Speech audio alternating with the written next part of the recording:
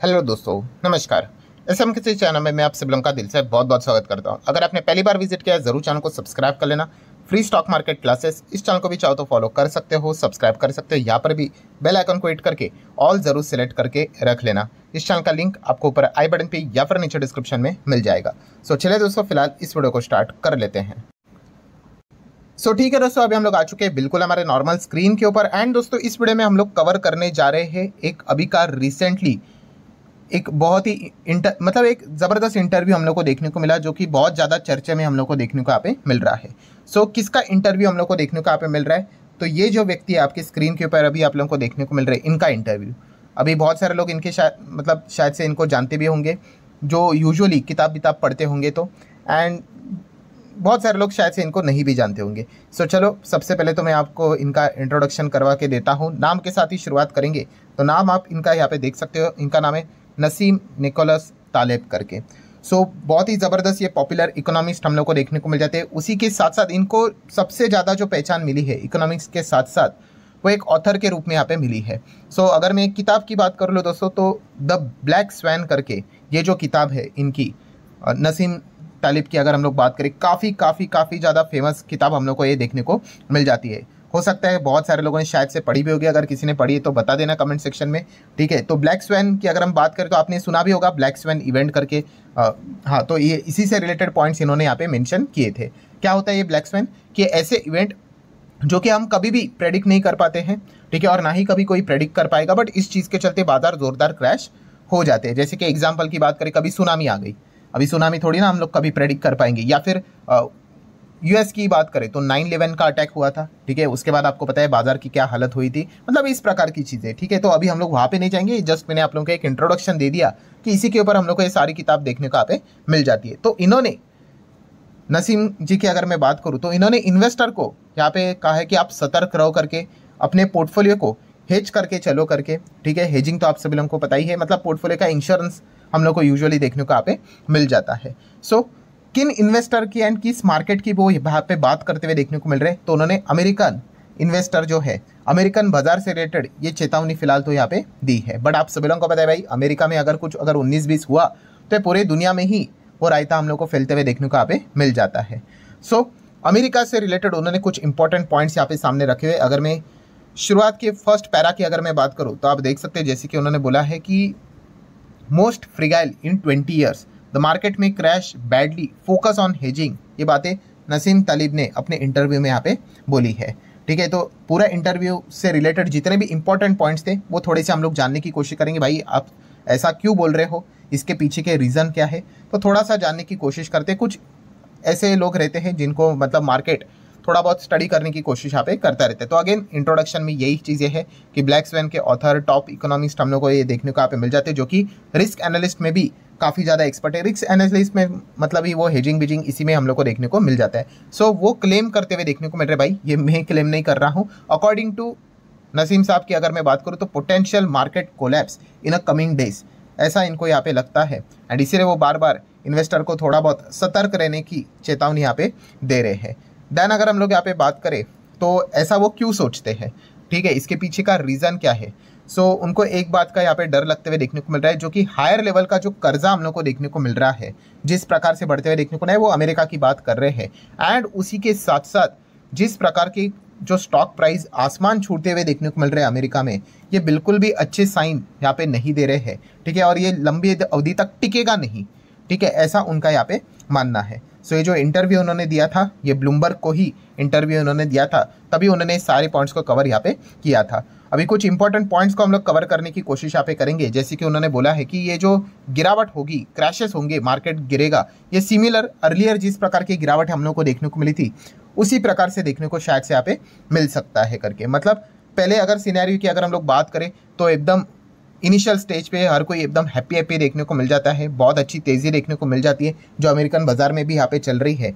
And बाद में अगर हम लोग यहाँ पे बात कर ले तो उन्होंने कहा है कि ये जो तेजी है वो ज़्यादा टिकेगी यहाँ पे नहीं, एंड उसके बाद जोरदार गिरावट हम लोग को देखने को यहाँ पे मिल सकती है। तो इसलिए वो बार बार अपने इंटरव्यू में एक ही बात बोल रहे थे कि हम तो फोकस यहाँ पे कर रहे हैं कि हेज करके चलो करके, क्योंकि बाद में ज़बरदस्त गिरावट होगी तो ज़्यादा नुकसान हम लोग को देखने को यहाँ पे मिल सकता है करके।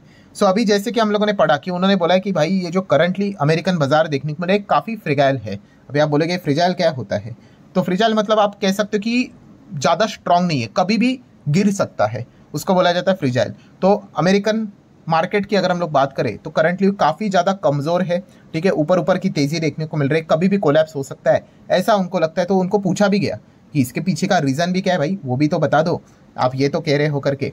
तो उन्होंने यहाँ पे बताया कि फिलहाल तो अगर देखा गया तो रिसेशन से रिलेटेड जो चीज़ें हैं अमेरिका में, वो एक डर अभी भी देखने को मिल रहा है, ठीक है। और वो डर की अगर हम लोग बात कर ले तो अमेरिका का जो फेडरल रिजर्व है उन्होंने एकदम अचानक से क्या कर दिया, 50 बेसिस पॉइंट का रेट कट यहाँ पे कर दिया। इतना एग्रेसिव अप्रोच जो यहाँ पे उन्होंने अपनाया है, ये बताता है कि अमेरिका में जो रिसेशन है उसको हॉल्ट करने के लिए ही इस प्रकार का अप्रोच उन्होंने यहाँ पे अपनाया। मतलब जो रेट कट किया है फेड ने वो काफ़ी लेट रेट कट किया है, इसीलिए अचानक से उनको 50 बेसिस पॉइंट का रेट कट करना पड़ा, क्योंकि उनको भी पता चला कि काफ़ी लेट हो चुका है करके।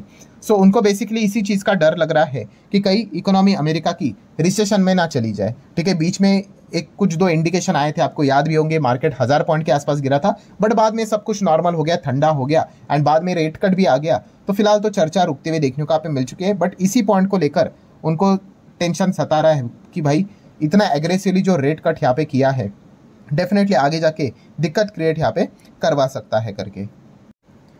देन इंटरव्यू की अगर हम लोग बात करें, आखिरी सवाल जो उनको यहाँ पे पूछा गया, और भी बहुत सारी चीज़ें थी, मेजर चीज़ें, कि अमेरिका में जो इलेक्शन रहने वाला है क्या इसके आउटकम के चलते क्या मार्केट क्रैश हो सकता है क्या। तो उन्होंने तो यही बात यहाँ पे बोली है कि नो डाउट कि इलेक्शन एक बहुत ही इंपॉर्टेंट इवेंट होता है, एंड अगर हम लोग यहाँ पे बात कर ले जिस प्रकार का सिचुएशन होता है इसमें सबसे ज़्यादा चीज़ क्या होती है, हाई अनसर्टेनिटी होती है। एंड अनसर्टेनिटी एक ऐसी चीज़ होती है जो बाजार में मेजर फ्लक्चुएशंस क्रिएट करवा के यहाँ पे आएगी, ठीक है। तो डेफिनेटली हम यहाँ पे कह सकते हैं क्रैश जैसी ऐसी चीज़ें नहीं, बट इलेक्शन के चलते बाजार अमेरिका में काफ़ी ज़्यादा वॉलेटाइल यहाँ पे हो सकता है, कौन आ रहा है कौन नहीं आ रहा है, कितने सीट्स के साथ आ रहा है, जीतते आ रहा है, ये सारी चीज़ें मायने करेगी, तो एक वॉलेटिलिटी ज़रूर क्रिएट यहाँ पे करवा सकता है। बट सबसे ज़्यादा उनका जो टेंशन है वो अमेरिका के इलेक्शन को लेकर यहाँ पे नहीं है, बल्कि रिसेशन से रिलेटेड ही वो यहाँ पे अपना बार बार जिक्र इंटरव्यू में करते हुए देखने को यहाँ पे मिले थे। सो अगर हम लोग यहाँ पे बात कर ले तो उन्होंने तो अपना पक्ष पॉइंट अपना सामने रख दिया, अभी व्हाट नेक्स्ट, अभी हम लोगों ने यहाँ पे क्या करना चाहिए, अभी उन्होंने ये पॉइंट्स जो यहाँ पे बोले हैं, सो डेफिनेटली हमारा जो फोकस यहाँ पे रहेगा, ठीक है। इसके पहले भी इस पॉइंट को यहाँ पे मैंने कवर किया था कि हमारा फोकस किन चीज़ों के ऊपर रहेगा, 3 चीज़ों के ऊपर रहेगा, क्योंकि जैसे कि अभी आप लोगों को मैंने बताया था अभी कि रेट को मतलब कट करना, ठीक है, इज़ नॉट मतलब इक्वल टू ऐसा नहीं होता है कि बस तेज़ी गारंटेड करके, नहीं, जो रेट कट होता है दोस्तों उसके कुछ रिजल्ट भी हम लोग एक्सपेक्ट करते हैं, ठीक है। अभी जो रेगुलरली इस चैनल को फॉलो करते हैं, मैं बार बार इन चीज़ों को रिपीट करते रहता हूँ ताकि वो चीज़ आपके फ्रेम में मतलब दिमाग में सेट हो जाए, ठीक है। सो जैसे कि आपको बोला कि रेट कट नो डाउट अच्छी चीज़ होती है, बट बाजार में इसके 3 रिजल्ट दिखने चाहिए, अगर वो नहीं दिखे तो बहुत ज़्यादा इशू हो सकता है, ठीक है। 2007 और 2008 की जो मंदी आपने सुनी थी ना, तभी भी रेट कट हुआ था, बट प्रॉब्लम क्या हुआ कि रेट कट के साथ साथ उसका आउटकम हम लोग को देखने को नहीं मिला, ठीक है। वो जो 3 आउटकम चाहिए, 3 आउटकम में से एक आप लोगों को पता है कि अनएम्प्लॉयमेंट क्या होना चाहिए, नीचे जाना चाहिए, कम होना चाहिए, जॉबलेस क्लेम का डेटा बढ़ना नहीं चाहिए। अगर एक्सपेक्टेशन है 2.5 लाख नौकरियां मतलब जॉबलेस क्लेम का डेटा फिल होके आएगा तो उसके ऊपर नहीं जाना चाहिए, एक बार गया चल जाएगा बट बार बार नहीं जाना चाहिए, और बहुत ज़्यादा नहीं आना चाहिए, तो ज़्यादा दिक्कत यहाँ पे हो सकती है। देन जीडीपी का डेटा वो अच्छा आना चाहिए, अमेरिका की हम लोग बात कर रहे हैं, एंड उसी के साथ साथ अर्निंग्स कंपनी की वो अच्छी यहाँ पे आनी चाहिए, ठीक है। अगर कंपनी की अर्निंग अच्छी नहीं आ रही है, जीडीपी अच्छा नहीं कर रहा है, लगातार लोग नौकरियां खोते जा रहे हैं, मतलब ये ऐसा हो गया कि रेट कट करने के बाद भी कोई इम्पैक्ट देखने को नहीं मिल रहा है, मतलब आप समझ लेना कि काफ़ी ज़्यादा इकोनॉमी में दिक्कत देखने को यहाँ पे मिल रही है, शायद से रेट कट का डिसीजन काफ़ी डिले हो चुका है करके। सो इन चीज़ों के ऊपर हम लोग का फोकस होना है, and no doubt about it inflation के ऊपर भी फोकस यहाँ पे होना चाहिए कि इन्फ्लेशन वापस बढ़ तो नहीं रहा है करके, बट फिलहाल अगर देखा गया तो इसके चांसेस हम लोग को कम देखने को यहाँ पे मिल रहे हैं। सो अगर हम लोग नसीम तालिब साहब की अगर आप बात कर ले तो उनको रिसेशन का खतरा सता रहा है ना, तो हम लोग मतलब उसी चीज़ के चलते वो क्रैश प्रेडिक्ट यहाँ पे कर रहे हैं, ठीक है। तो इन 3 चीज़ों के ऊपर आप लोगों ने भी फोकस रखना है अमेरिका में कि अनएम्प्लॉयमेंट का डेटा कैसा आ रहा है, अगर ठीक आ रहा है टेंशन की बात नहीं, अगर जीडीपी का डेटा ठीक आ रहा है, टेंशन की बात नहीं। अगर कंपनीज के अर्निंग वहाँ पे अच्छे आ रहे हैं तो टेंशन की बात नहीं, बिकॉज अर्निंग अच्छा आएंगी मतलब कंपनी का बिजनेस अच्छा चल रहा है। अच्छा बिजनेस चल रहा है तो जीडीपी में अच्छा कंट्रीब्यूशन रहेगा, डिमांड रहेगा।